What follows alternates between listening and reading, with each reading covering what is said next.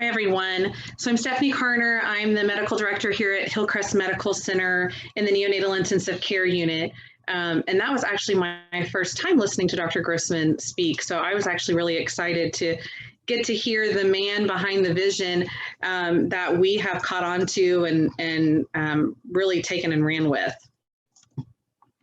He has done the majority of what I give education to on the presentation side. So I'm going to talk specifically about Hillcrest and what we have done. So just a little bit about our NICU. We are a 40-bed level 3 unit here in Tulsa, Oklahoma. We average around 2,000 births a year with 650 NICU admissions out of those births. Our unit is a little bit different. The hospital that we're in was built about 20 years ago, the Women's Center specifically, so our unit is about 20 years old. We have an open unit that's a pod system design. We do have 2 isolation rooms, which have come in very handy for COVID. Excuse me, and we have 1 procedure room that we can use at times if we need to, that is a different kind of closed-in room. In our unit, we have 2 rooming in rooms that are kind of in the hallway of our NICU that we use for parents. In the past, what we've used those for is when a baby is close to going home, the mom and dads come in, room in with the baby at that point in time on the night prior to discharge. And then we also have 2 additional rooms that are down kind of our labor and delivery hallway, or the hallway that connects us to labor and delivery, that we are able to use at times as well. We serve a very medically and socially high-risk population, so a lot of our moms are very sick with things like high blood pressure, diabetes, different issues that they have. And then a lot of our drug use that we have is actually not prescribed, and so we also have a very socially high-risk population as well.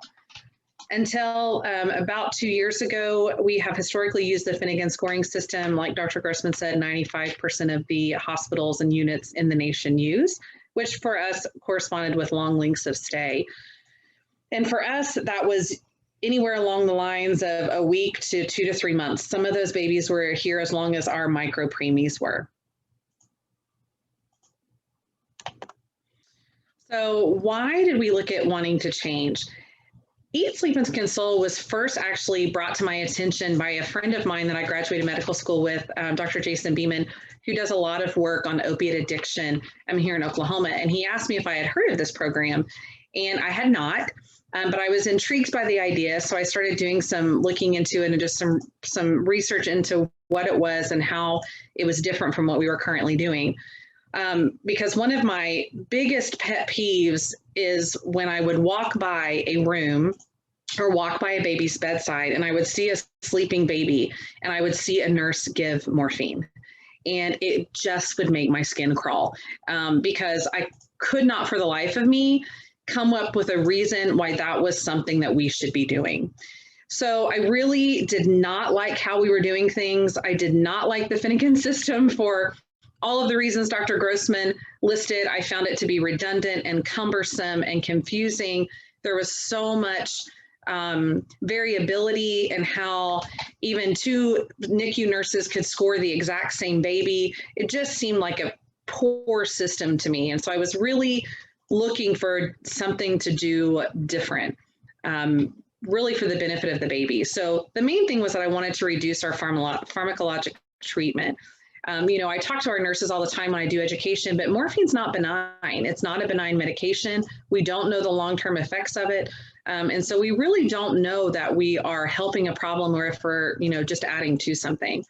Of course, reducing the length of stay and reducing the cost were factors in this. Again, these were some of our longest stays on our babies. And with longest stays comes a very large cost to the system as well.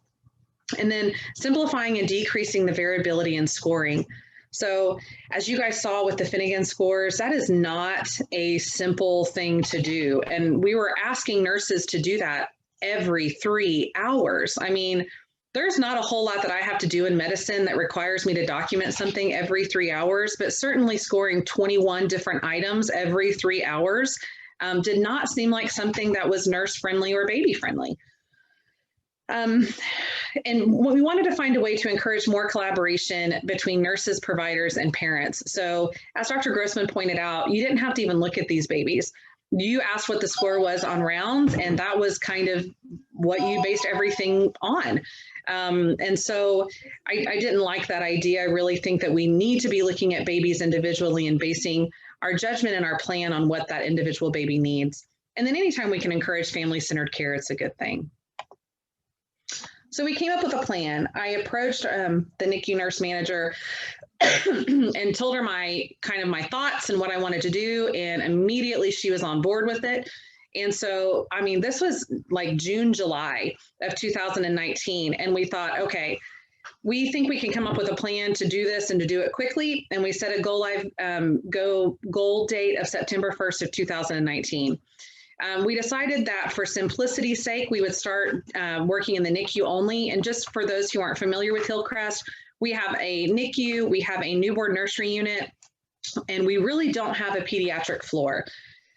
Excuse me. So we have a floor that does some pediatrics, but it's very small. It's not consistent. They're mixed in with a med-surg population, and it's not just the best setup. And so these babies are managed by the NICU really for that reason, is we don't have a setup to manage these in a pediatric way. So we decided we would start with the NICU first. We would get everyone to be experts in this before we would look at expanding it outside. And until that point in time, we would continue Finnegan scoring in the newborn nursery.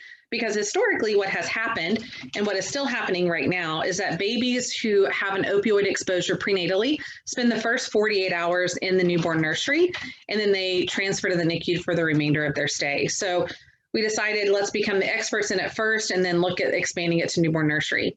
We made a goal to train all of our NICU staff, which is basically 80 neonatal nurses. We have 10 nurse practitioners in our group. We have 7 neonatologists, and then we have support staff that's made up of dietitians, social workers, physical therapy, a pharmacy.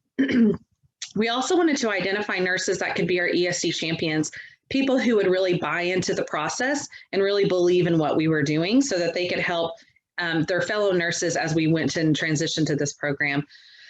And then, of course, educating our OB staff and residents as well. The next part was changing our mindset. So as Dr. Grossman kind of touched on, we really wanted to change how we viewed these babies, which, by the way, was not in a positive light. Anyone who has any experience with NAS babies and withdrawing babies, it really is historically not a super positive way. These are not the babies that nurses are volunteering to take for the most part. And so we really wanted to change our mindset on how we approach these babies. And the whole premise of ESC kind of defines that. So we want to start focusing on function and not symptomology. We don't want to look at, is the baby mottled? Is the baby, like he said, sneezing more times? We really want to look on, is the baby functioning like a baby? We want to focus on comfort and not alleviation. So can we keep the baby comfortable with what we're doing and not necessarily worry about alleviating every symptom of withdrawal, which is what the Finnegans were focused on. We really want to focus on the whole baby and not individual parts. We want to focus on manageability and not resolution. So again, can we manage the baby with what we're doing and not necessarily resolve every symptom? And what my take-home point to the nurses were is that it's just a shift in thinking. We don't want to deny that a baby is withdrawing. We just want to change how we approach and treat that withdrawal. The next thing was we wanted to change our approach. So historically, if anyone has experience with NAS, typically what would happen with these babies, especially in our unit where we have a pod setup, is we kind of stuck all these babies together and put them in like one corner of the nursery. And it was kind of like, just put them all together, give them to one nurse, and good luck. And realize what we've come to realize is that that is really the opposite of what we should be doing. We really want to put these babies and separate them as much as possible, isolate if we can, put them in low lighting and quiet environments. The next thing that we had to have some buy-in from the hospital about was changing our staffing grid. So because these babies are often on room air, they're not considered critical in the NICU world. They're considered non-critical. And if you have any experience with how NICUs are staffed, typically the critical babies are the ones that get the lower nursing ratio, staffing ratio. So we had to have some buy-in from nursing leadership and from our hospital administration to allow us to change our staffing. And we did. And part of the reason that we did is because the research that Dr. Grossman and his teams have done is so clear on what the benefits are that this really was a non-issue. We were able to change the staffing pretty easily. So now, where the old way of doing this, we staffed 3 to 4 babies per one nurse, depending on how many babies we had at the time. And now we staff these 2 babies to 1. This is a 1 to 2 assignment the vast majority of the time. It's very rare that these babies get put in a 1 to 3 position. And there are times when, if it's a very, difficult baby, there's a lot going on, we've even had these staffed 1 to 1 before. So that was a big change in our thinking. And then we had to invest in change. So we had to invest in some small things that were going to make this be possible because we have an open unit. So we have sound machines, we have swings now that we use, we have some small portable monitors, and we invested in some baby carriers, which you'll see here in a little bit, that we use because we can't have caregivers here as much as what we would like. So our process for screening didn't change a ton. We still work to identify at-risk babies. We define at-risk babies by mothers who have had limited prenatal care or a lack of prenatal care, which we define as less than 5 visits. If we see concerning maternal behaviors in L&D, so moms who present and maybe have a smell of alcohol or drugs, if they have a lot of physical evidence like track marks, needle marks, things of that nature, if they're incoherent, somnolent, falling asleep, generally not making sense when they speak, all of these things that kind of alert us to that. If they have a history of drug use in the last 3 years, so if they have any kind of a positive screen or any kind of known use in the last 3 years, that's considered to be at risk. And then this is kind of the last one we have a little bit of controversy around, and I'll go into why we have chose this, but we consider any positive screen at or after 20 weeks gestation to be an at-risk baby. And I've done some looking into this. I've tried to see what other units use. I've tried to see what other people consider to be a definition of when to be the cutoff on this. And no one can really answer this question for me. And we had historically used 20 weeks, even with Finnegan scoring. I've been at this institution. This is my 8th year. It's the way that it's always been for us. And it's kind of that same thing when you start to look at why. Really, the biggest answer that I can find is that we want to be as inclusive as we can in identifying babies who are at risk. So this is certainly something that can vary between institutions. And, I think people just have to pick and use as a number that we stick with. For us, this is what works for us, and this is what we're using. The next part is probably where we struggle the most, and that involves the prenatal OB education in our outpatient clinics. When we went to the ESC and we started doing education to the OB resident, because we do have a resident program here that covers the majority of our deliveries, what I found is that they're really not educating these moms. There's really very little education that happens in the prenatal period. And that part is something that we're still working very hard to change. We have joined the OMNO initiative, so we are part of that now, which provides a lot of education to these moms in the form of handouts and different things. And so we're trying really hard to get that into our OB clinics, but we're still finding that this is a huge lack in our process. And it's one that's very difficult as a neonatologist to correct because it's the part that I'm not involved in. And we don't go to the outpatient clinics to do education. That's not something that that the neonatologists here do or that we're able to do. And so we really rely on the OBs to do this. And it just continues right now to be a struggle and something that, we need to work on. Prenatal consults at time of delivery are something that we would like to be happening at every time. I would say this is another big struggle for us. Currently, it's probably happening less than 20% of the time are we getting a consult on these. Sometimes that's because a mom may come in and deliver precipitously, or they have a repeat C-section scheduled and they need us to come do it in the morning, which tends to be our busiest time. So we're still struggling in this as well, but ideally we'd like to consult on these moms prior to delivery so we can set the expectation early. Because what we know is that if they're not told that their baby is going to come to the NICU for observation for this until the time the baby is taken, it doesn't go well. Understandably, that is the worst time to be telling a mom that the baby is going to be taken for this. So we really need to up our game, and this is still a place where we need to improve so that we can all be on the same page and so that we can include the mom much earlier than what historically has been done. Excuse me. A cord stat is sent on all of these babies, which is the drug screen that we send. And then we have set a time of 5 days of observation. Part of what we work with is that we want to be consistent in what we do, and we want to be very clear on what our guidelines are. So we follow 5 days of observation, and that's per the AAP guidelines. Their guidelines say somewhere between 5 to 7 days. I think most units across the nation probably do fairly standard 5 days. So our observation is done currently like this. The baby spends the first 48 hours with mom in the mother-baby unit. Right now, we are transferring all of our babies to the NICU at or around 48 hours to complete the 5-day observation period. And again, that's really, that came out of a couple of different things. It came out of the fact that, number one, again, we have a very high-risk medical and social population. And so oftentimes, it is not easy to keep the baby with the mom for the 48 hours. The other reason that we've done it is because, excuse me, all of these babies get a DHS referral. And so because we're mandatory reporters. So the way that I try to explain it to the staff is that it's not my job to determine whether or not a mom's use is legitimate or not legitimate, if it's by prescription or not by prescription.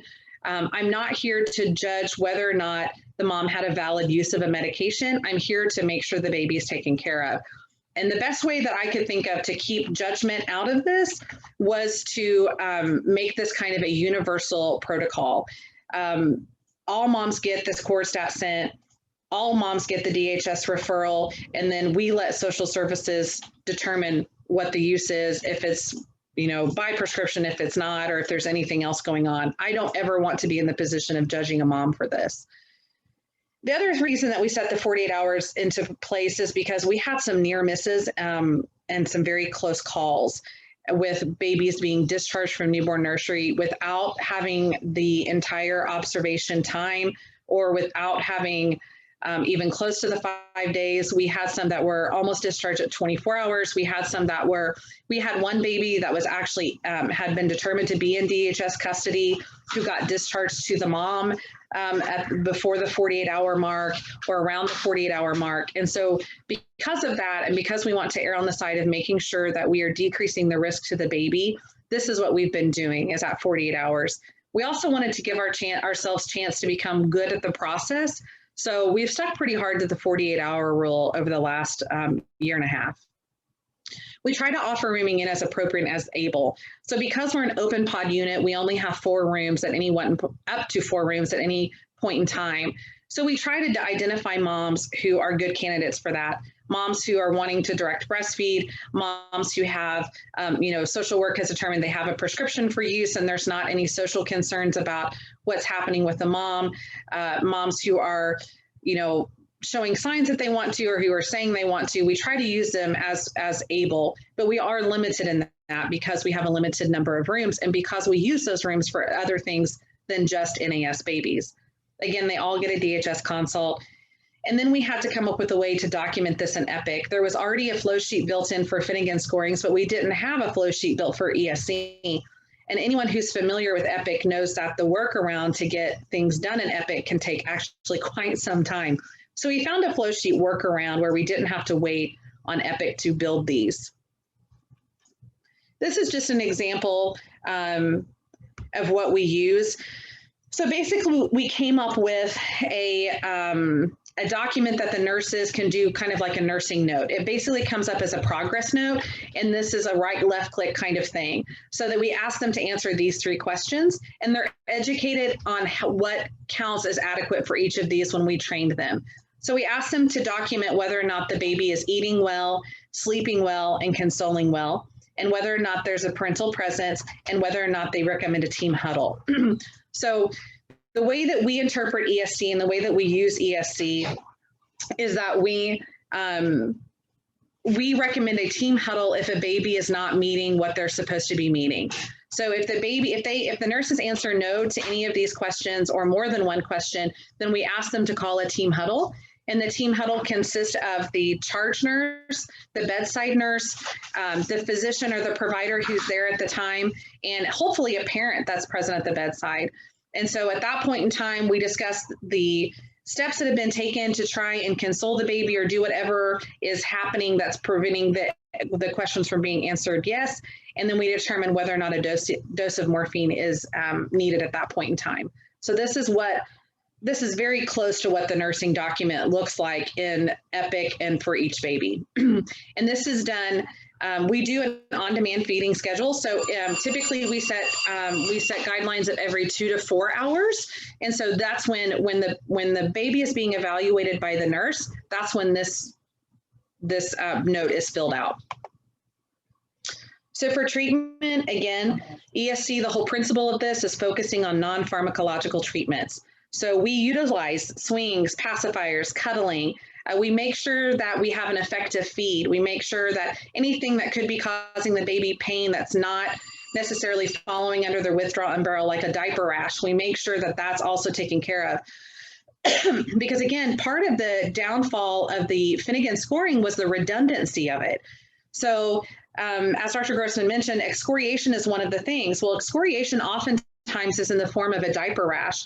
And when you have a diaper rash and that is being caused by loose stools, and then a baby has either a dirty diaper, either from urine or from stool, and then the stool is loose, so they get counted off on that. The baby is excoriated, so they get counted off on that. The baby screams because it hurts when the baby either has urine or stool in the diaper, they get counted off for that. So we try to make sure that we're marking off as many of those things as we can so that something is not being masked or being made to seem like it's withdrawal when it's really discomfort from something else. If we do need treatment, our first line is still morphine. And so we start off at a dose of 0.04 milligrams per kilo. And then phenobarb is our second line medication. So, and it is PRN. So that was one of the things that we got rid of when we switched to ESC is we no longer do routine dosing. So there's no scheduled dosing anymore. It is always a PRN dose. I will say that there has been the occasional time that we've had to go above that starting dose of the 0.04 per kilo, but it's usually pretty rare, but it does happen. And there has been the occasional time that we have used phenobarb in conjunction with morphine when it seems like what we're doing isn't working. Whereas before, we just kept increasing the morphine dose over and over and over again until we felt the baby was captured. So we don't do that nearly as much now. We bring in phenobarb a little bit quicker if we feel like what we're doing with morphine isn't working. So here's an example. This is our nurse Faith. And she's showing what it's like to wear a baby. So what we do is the nurses have a gown on. They're still gloved appropriately and masked, just like they would be for any other patient encounter. The baby is put in, this is an Ergo baby carrier. I think these were literally bought at Walmart. They were fairly cheap. We invested in them. I think we have 5 or 10 of them if we need them. You can see the pocket monitor that the baby has on. So the baby still does remain on a monitor for regular monitoring purposes. They literally just take that, and she's got it where you can see it right now, but most of the time that is even just tucked into the carrier. And so it frees up the nurse to be able to do other things like go to the milk counter if she needs to. She can go over and check another monitor if a different baby's monitor is alarming. So it frees her up to be able to do other things, which at the same time giving the baby what the baby needs, which is close contact, snuggling, and comforting, that love that Dr. Grossman was referring to. So for us, we've been doing ESC now for a little less than 2 years. We're coming up on the 2-year mark, and for us, the results have just been undeniable. We have decreased our length of stay by almost exactly what the national data shows. We mirror that almost exactly. So our length of stay, we actually probably need to look at it. It's been about a year since we've looked at it. We took a look at it after the first year, and we were the same. It was a little over 22 days reduced to a little over 5 days, which is just extraordinary for us. We've also decreased our morphine treatment a ton. We've decreased in both the number of doses that we're giving and the overall dosage amount. Of course, all of these things lead to a decrease in cost. We've also noticed that we have increased family satisfaction. So parents are much happier knowing that their baby is not being scored on these very minute details, and that there's leeway in this, that we're really trying really hard to work and do what we think is best for the baby, and the parents can see that.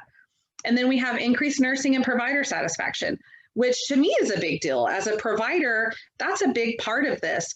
Part of the reason that our nurses took to this so well is because we really decreased the amount of work that they were having to do.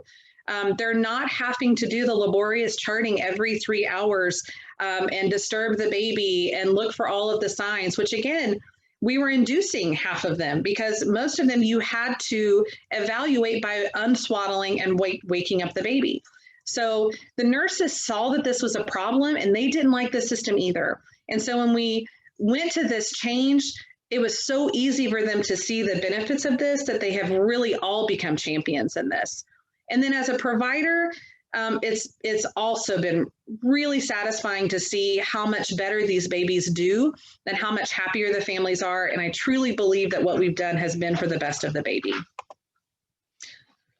That to say, there weren't still concerns and there aren't still concerns. Changing attitudes are still really hard. So some of our nurses who have been doing this a lot longer, that took a little bit more time to convince, especially the PRN morphine dosage. I remember one of the education lectures that I was giving to the NICU nurses about this. I remember one of our nurses who had been doing this for 30 years just could not wrap her mind around that it would be PRN dosing. And she said to me, "So do you expect me to call every time I think a baby needs a dose?" And I said, yes. So in the beginning, it seemed like that was going to be a big challenge. But in reality, what happened is they saw that our morphine usage decreased so much that this wasn't the phone call debacle that they really thought that it was going to be.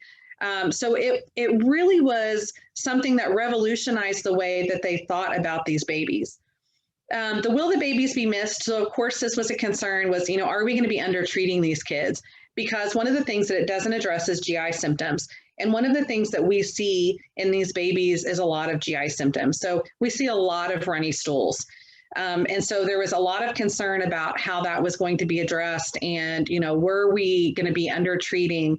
And we all kind of had those. And my answer to a lot of this was honesty. And when I did this training and when we went to it, I said, guys, there's a lot of these things I don't know the answer to that we're just going to have to jump in and dive in and address as we go. And what we have found is that the GI symptoms are very rarely enough to warrant a treatment, but it has happened before. And so even though they may be sleeping well or consoling well, if they're really struggling on the eating side or the nutritional standpoint, or we can't get them to gain weight, or the runny stools are really a problem, we have done doses of morphine for that. But I would say it's very much the exception and not the rule. So challenges specifically to Hillcrest that we had to consider when we were looking at going to ESC was, of course, our open unit design.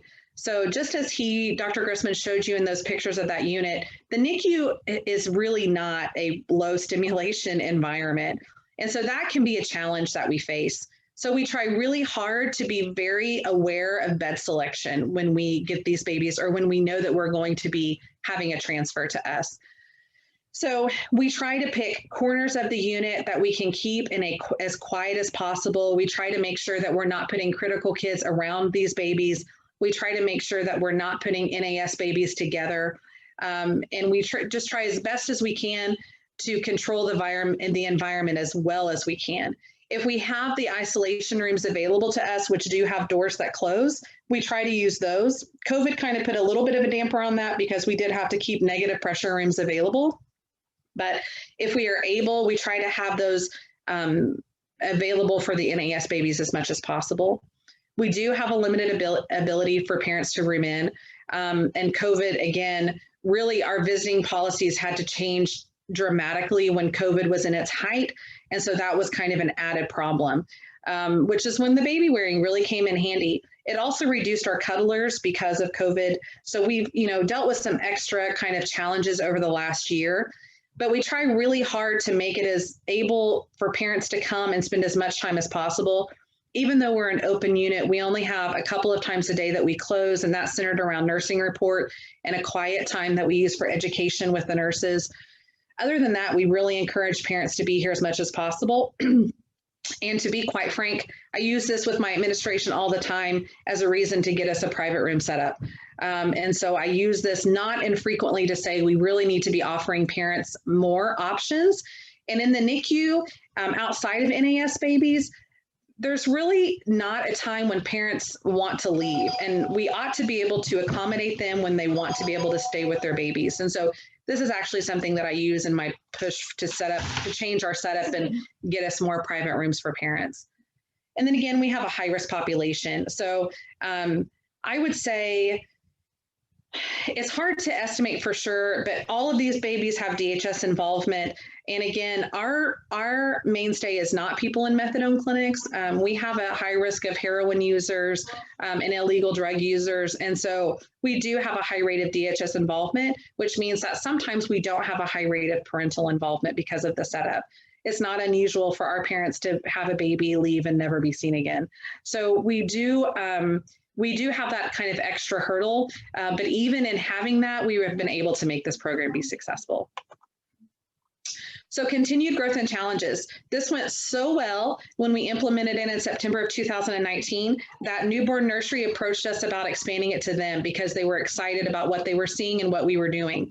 So I started educating them in June of 2020, and we went live with Newborn Nursery in July of 2020. So Newborn Nursery has now been doing ESC for almost a year as well. We trained all the mother baby staff to do it, and it has been incredibly successful with them as well. So we've seen nothing but good things with this. We also joined the OPQIC and the OMNO movement, so that has been something that, again, I hope will continue to be helpful in our quest to educate prenatally these mothers and get that started much sooner than when they show up to deliver. We recently have started considering changing our 48-hour rule. So we're looking at expanding this to when moms are discharged from newborn nursery or from postpartum. And so for C-sections, that would be up to 72 hours. So I think this is a possibility, and we're going to start having discussions about this in the near future and see if our pediatricians are open to doing this as well, because again, it's went so well that there's not much reason to not do it at this point in time. And then our struggles really are watching the pendulum. So what I have noticed is that nurses are so passionate about this and they are so happy to do this that really they have become champions to not give morphine. And there are definitely times when I think we are not treating as much as we should be. And the reason why I know that is because if I come in the morning and I round on an NAS baby, and you can see the nurse looks frazzled and she's holding the baby or she's wearing the baby and she's bouncing like a maniac and she's got the pacifier and she's sweating, and she'll say, oh, I'm just trying to get through. I'm just trying to get through the next feed. We're just trying not to give a dose of morphine. And really, that's not what the point of this is. The point is not to not give morphine at all if a baby needs it. We want to give morphine if a baby needs the treatment. We're just trying to not give as much morphine as we were. And so I'm actually looking at doing some touch-up education over the next month or two. And we've actually started talking to the nurses about if you're trying all of the things, if you're doing the, adhering to the principles and the baby's feeding well and the baby's, been swaddled and we've got people holding and doing all of the things and it's not working, it's okay to give a dose. And really it just comes from that they're so proud and they're trying so hard to prevent that we've just kind of swung the other direction of undertreating. So we're going to be doing some education on that to make sure that that doesn't become the thing and that nurses aren't afraid, because they're starting to look at it almost as if they have failed the baby if they have to give a dose. And we don't want that to be the case either. We want them to understand that it's not a failing if a baby needs to get a dose of morphine. It's just part of the course. So we have to work a little bit on that. And then, of course, our OB struggles continue, which is just getting us involved early in the process and getting that education going early. So our take-home message for our ESC here at Hillcrest is that, again, it's it's a positive change. It's been something that has shown that we can treat NAS in a positive way for these babies, and that it is easily adaptable for most, if not all, NICUs. I truly believe that we are providing better care for these babies. I think the fact that we have reduced our morphine usage speaks for itself. And I truly believe that what we're doing is just overall better care for the babies. It's cost effective, so hospitals like it. That makes them a little bit more willing to spend some money on the front end when we need to, like when we change our staffing ratios, or if we need additional equipment like the swings and monitors and baby carriers. The tools and the process are really easy to understand and use. This has been one of the easiest education things that I have done for nurses. They took to it easily, they adapted to it easily, they got on board with it, they bought in easily. It's been one of the easiest changes with the biggest outcome change that I think I've ever seen in all of my years. The improvement in the babies is easy to see and it's easy to measure. So length of stay, as Dr. Grossman said, is one of the biggest things that, that hospitals look at. It's super easy to measure, and it's been, and again, morphine usage is easy to document as well. Our change in attitudes was easier than expected. The other thing that I like is because one of the things that I hear as a barrier to implementing this is people being concerned that they don't have high parental involvement, like Dr. Grossman mentioned. And again, parental involvement is great, but speaking from experience, it's just not a deal breaker if you don't have it. We've actually done this really well, and I would say that our parental involvement has increased some, but not dramatically, and we're still very successfully implementing this program. So if we can do it, anyone can. I really think that this is going to become standard of care in treating these babies. So I've been very pleased with it. Our staff has been very pleased with it. And we've really become champions of it here in the hospital. And that's the end of my presentation.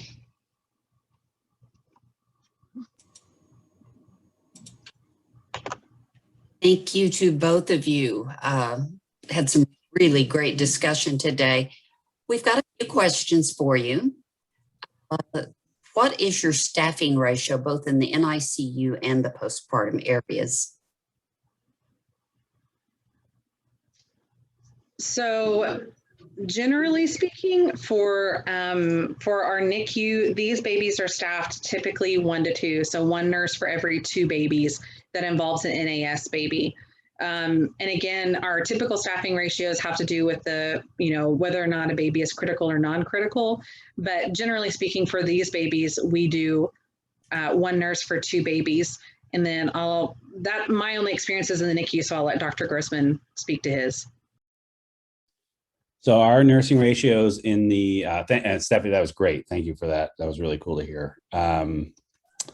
Our ratios in our nursery with dyad care is unchanged. So it's 4 dyads to a nurse, and that does not change with NAS babies. On the inpatient units, it also does not change. And often, if we are understaffed, then the ratios will be more patients to the nurse if there's an NAS baby with a family there, because the family's doing most of the care. So it's actually lighter. That's one of the big changes from before, that this is, if you have the family there, these are quite easy patients, as opposed to, with the old Finnegan model where it was more of a disaster. So really no change in our nursing ratios from normal. And someone else is asking, do you administer morphine in the nursery, postpartum area, or only in the NICU? For our institution, we only administer morphine in the NICU. Our newborn nursery is not set up to give morphine, and from everything that I know, they have no desire to give the morphine. The way that we're set up is it is a true mother-baby unit. So they have couplets, which means that the newborn nursery nurse is not just a newborn nursery nurse, it's a mother-baby nurse. So they're also taking care of the mom and the baby. And so we struggle a little bit with that model, just generally speaking, but for our purposes at our institution, and again, we don't have really a pediatric floor. So for us, morphine is only administered in the NICU. So this is a tricky one for various different places, and I've seen different responses to it. So, going with the principles that mom and baby should be together. If your system is that mom and baby are together in the nursery, and then when the baby reaches a level where they might need a dose of morphine, then you separate the baby and the mom, then that's a bad model. Anytime you're doing family separation, you should stop and say, is this a good idea? And the answer is usually no. There's been stuff in the news about that too. And so you probably don't want to do that in our hospital. So there's no other disease where you'd say like, okay, here's the first line treatment. They're getting worse. Let's just stop the first line treatment and just go to the second line treatment. We usually don't do that. So, it's easy in our, it's been different solutions in different parts of our health system, but the idea is wherever we have to be able to do it so the mom and baby can stay together. The best solution to this I saw was in St. Louis with a neonatologist named Kim Spence, who they had a nursery and a NICU, and they were doing basically when the baby needed morphine, they would have to bring the baby to the NICU where the mom couldn't room in, which was a bad plan. And the nursery did not want to give morphine, but you couldn't have, but you had to something had to give. And the idea was if we're going to keep the principle that mom and baby are together, then the nursery had to figure out how to give morphine. They were really scared about drawing up the meds. And so the solution was, which I thought was pretty cool, is that they had pre-drawn 0.1 milligram things of morphine, which was basically the starting dose if you were 2 kilos, which was the smallest baby that would be in the nursery. So it was going to be, it couldn't possibly be an overdose for anybody. It was already drawn up and they just had to give it. And so then they were able to do it. And sometimes they would need more and they'd have to escalate, and that got a little more complicated, but they were able to keep the vast majority of the babies, even if they're giving morphine, in the nursery by using that solution. So it was really a question of starting with the idea that mom and baby need to be together, and then saying that's the must. Let's figure out what we can do around that, like making sure these aren't boxes. Like the nursery, they can actually give medications.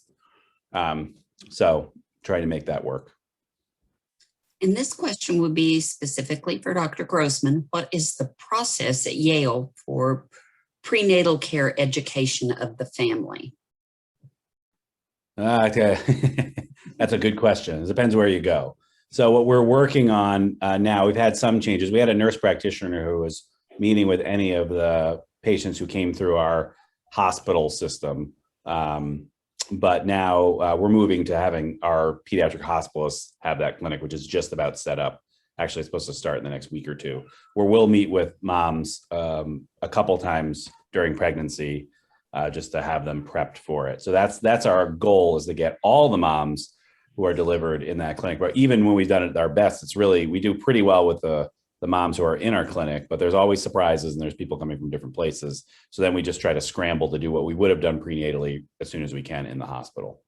But that's our idea, is we have a clinic that we will, we'll work on advertising and getting referrals from the community. And someone is wanting to know, how do you define adequate feeding?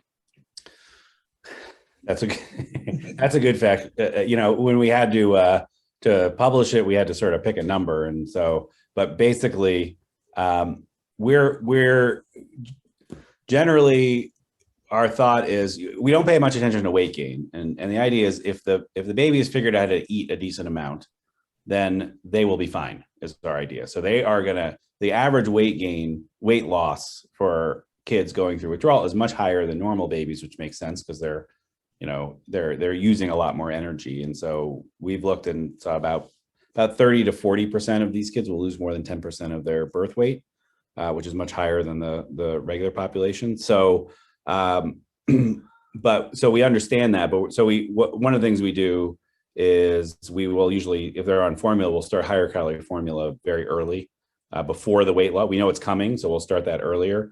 And basically, if we think that the baby is getting it, the numbers we've used are an ounce every feed, but it's much more, there's a little more nuance than that. If we think the baby is eating enough where this is going to work out okay, and they're usually, once they start to get it, they keep improving.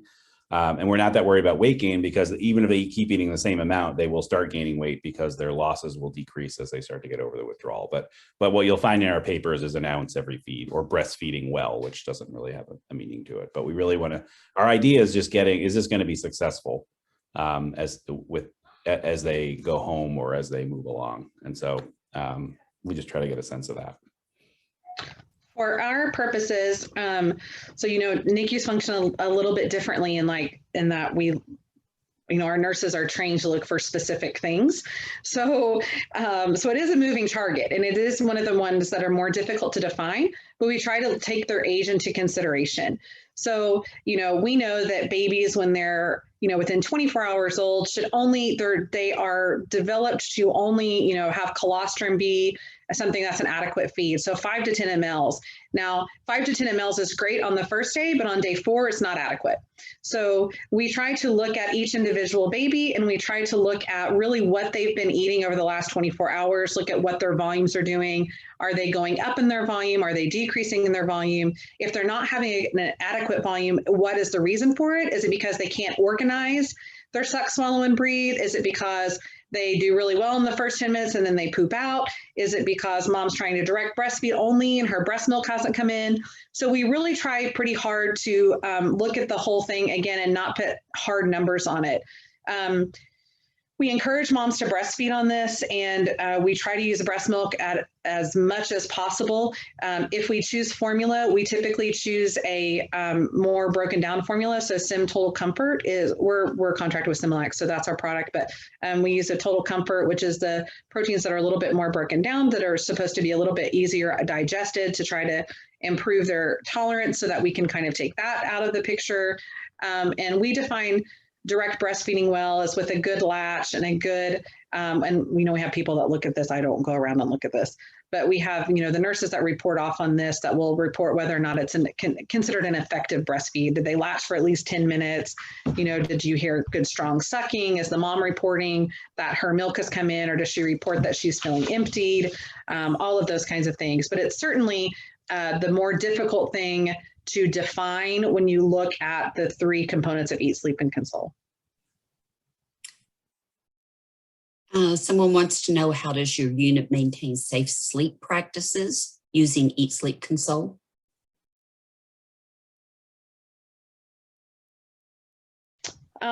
So again, ours is a little bit different because we are limited in the number of rooming in rooms that we have. So while the baby is up in newborn nursery, it's following, all of their care guidelines in newborn nursery for that first 2 days. Once they come down for us, it's really prudent nursing. It's making sure I will say that we have walked in occasion to them trying to co-bed or co-sleep. And of course we don't allow that. That just takes some gentle redirection and, putting the baby back into the crib. We still follow all the normal sideline or swaddling and back, sleeping on our back, and all of the normal things that go with safe sleep. But I would say that we have it would be a very small percentage of people who we have, caught trying to co-sleep or co-bed.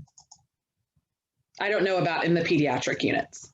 So yeah, so we do our regular safe sleep stuff. One of the things we do is we're pretty upfront about this stuff. So first of all, if you're in a methadone program, your dose goes up about 40% during pregnancy. And once you deliver, you're on much too high a dose. And so all of these moms are sleepier than a normal mom would be. So that is a major issue. So we talk about that up front. It's not, the moms are going to, if they're holding the baby, they're much more likely to nod off.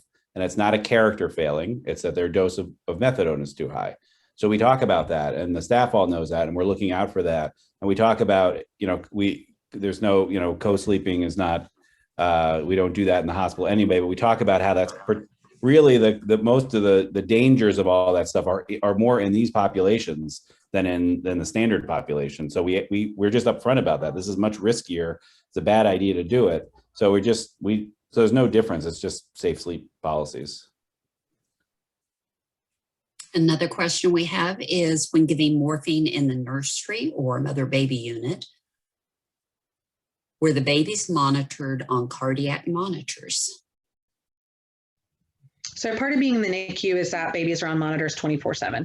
So yes, for ours, even when, like you saw when we do baby wearing, those little pocket monitors that are on them, they are 100% on monitors. And that's part of why our rooming in rooms are limited, because we only have that many rooms that allow monitoring in the room.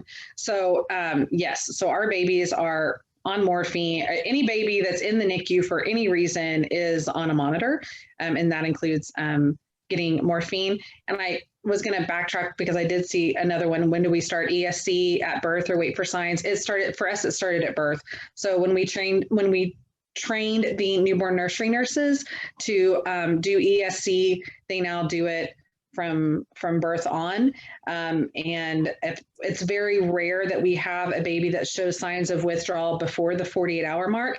Typically, if we do, it's from, as Dr. Grossman mentioned, it's more from nicotine withdrawal than from opioid withdrawal. So it doesn't seem to be an issue for us when we're talking about, signs of withdrawal in newborn nursery.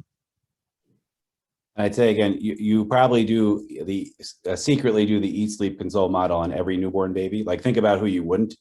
If the baby was inconsolable, would you not be on a baby who wasn't going through withdrawal? Somebody would mention that probably. So I don't understand how a situation where you wouldn't do it, other than if you just stick them in a box and do the Finnegan scores. So we do that at birth, and there's no, people say, well, which babies are not eligible for it? And I don't really know what that means either. We do that with every baby. So there's no ineligibility for it. As for the monitoring, so we try to do less monitoring. This has been an interesting question. It shows up on listservs, and there's not a lot of data behind it. I don't know if they published it yet, but Boston Medical Center is going to publish 10 years of monitoring data on NAS babies with nothing useful coming of it. So we have, I've seen 3 different models. One is the full boat monitoring. Another is just, routine monitoring. And then there's kind of a hybrid where you monitor for a little while after the first dose. So generally, if there are lots of side effects to monitoring, and so if we don't need to do it, we try not to do it. And so we have seen in other disorders for us on the floors that the impact of continuous monitoring is to just increase length of stay but provide no other benefit. So we try to really think about if we're providing utility. So the idea and most of the times you say, well, if we give morphine, we put people on monitors because people are going to have issues with breathing and all that, which makes perfect sense. In this population, these babies are essentially morphine deficient. So giving the amount of morphine we're giving should just be getting them to the point where they're not really morphine deficient anymore. So the risk of any of the breathing issues or anything like that is really quite remote. And I have not seen anyone report them. So what we do, we used to monitor everybody also. And now we do an hour after the first dose, and then we don't do it anymore. And how did you educate your staff and physicians on Eat, Sleep, Console when you started this process? That's a better question for Stephanie.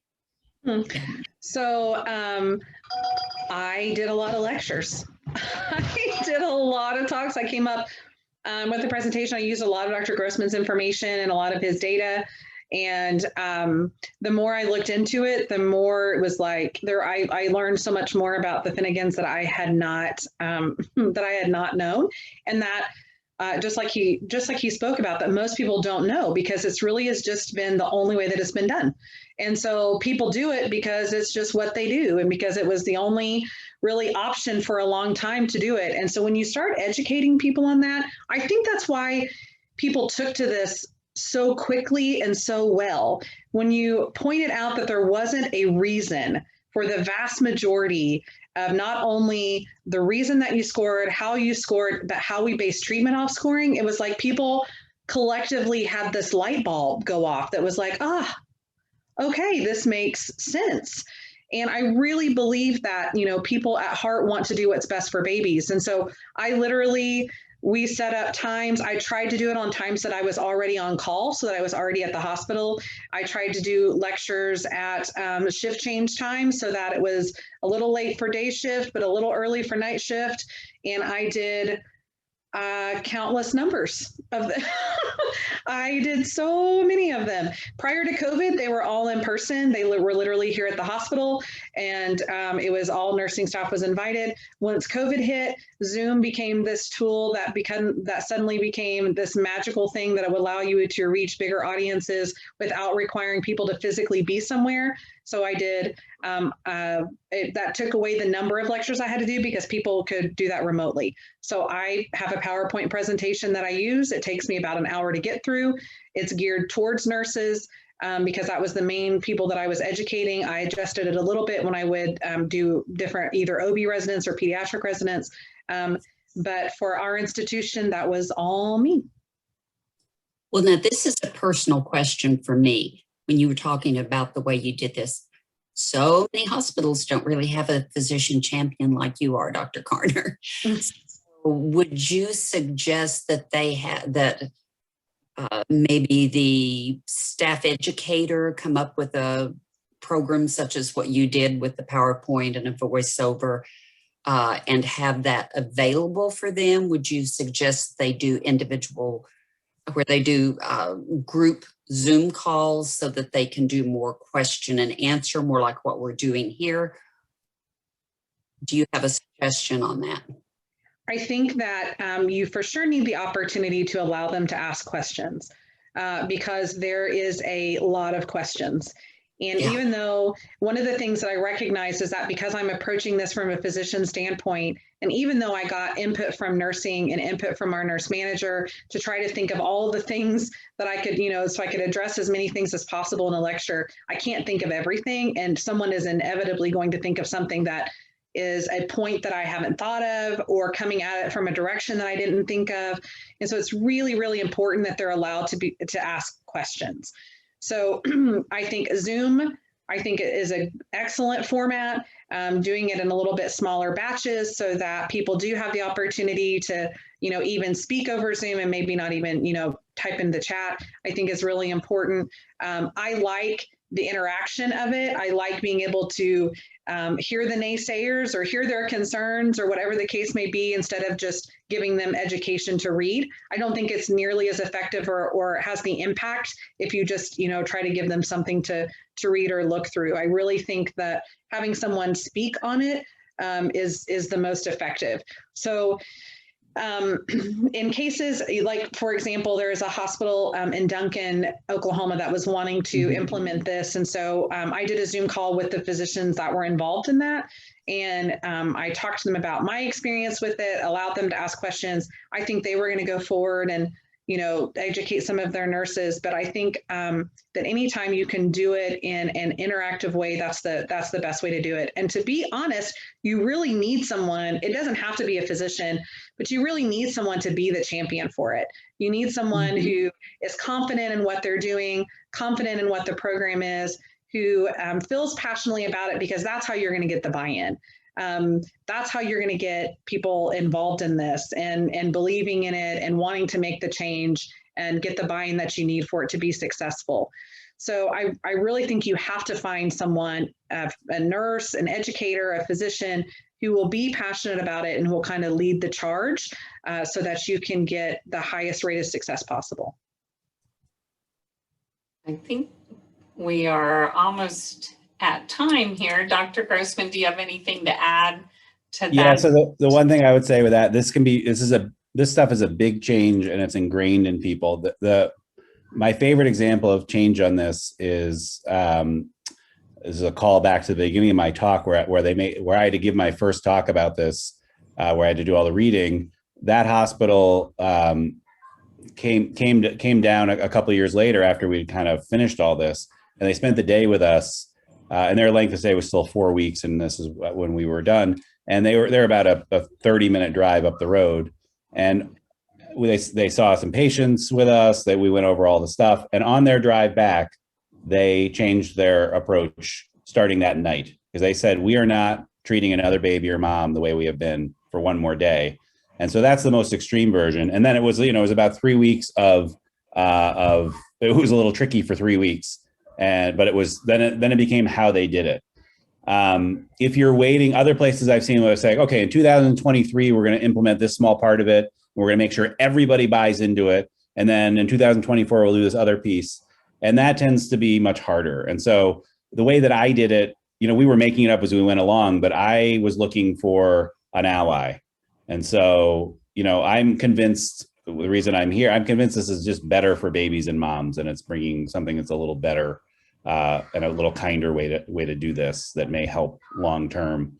And so just finding the people who agreed with me and building out from that. If you want to look at, it was basically, there's a TED talk that's like a 3-minute TED talk about starting a movement, and you can look for it. It's a guy who's dancing on a hill, and basically it's this sort of crazy person dancing at a concert. Everybody's sitting around, and he's just doing it on his own, and nobody's doing anything. And then somebody joins him, and then another person joins them, and within 30 seconds, the whole hill is dancing.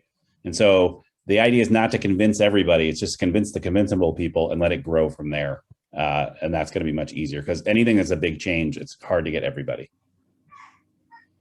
And I'll add to that that Go ahead. what I've learned too is that I've learned that there are 2 types of people in the world. There are people who look at something as a challenge and say, how can we do this and what can we do to make it work? And there's another group of people that will find everything wrong with it and find every reason to not do it. And you have to decide which person you're going to be. And you got to find those people who believe in it and say, hey, I know there's going to be obstacles in the way. I know there's going to be some things that maybe are a challenge or make this, you know, it's not going to be super easy, but I don't care because I believe in what it is and what, you know, that it's best for babies, and they run with it. And you have to try to leave the ones that are going to find every negative thing, every reason to not do something, and just continue to find the problems. You got to find a way to leave them behind. So I just encourage the people to be the people that say, we're going to find a way to make this work because we believe in the process, and go with it. It's all about taking the first step.